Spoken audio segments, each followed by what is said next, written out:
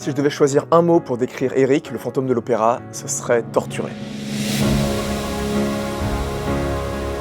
Alors Eric, le fantôme de l'opéra, c'est un enfant qui est né difforme, avec une déformation du visage.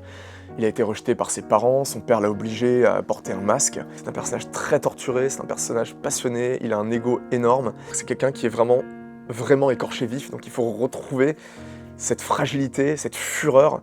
Si je devais lui donner un conseil, ce serait d'accepter sa part d'humanité. En fait, il est devenu un monstre, il est devenu un mythe pour se protéger véritablement des agressions extérieures, d'accepter l'amour de ceux qui voudront bien lui en donner, de se préparer à aimer, à être aimé.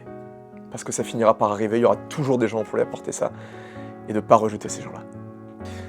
C'est que souvent, les gens qui nous paraissent mauvais, méchants, noirs de cœur, c'est souvent des gens qui ont une histoire compliquée, et qu'en fait, plutôt que de leur taper dessus, il faut plutôt essayer de les comprendre. Tout simplement, essayer de comprendre d'où vient ce mal-être et de les accepter tels qu'ils sont. Et en général, quand on accepte les gens tels qu'ils sont, quand on accepte leur part d'ombre, ils finissent par s'ouvrir beaucoup plus. Moi je voulais être comme tout le monde.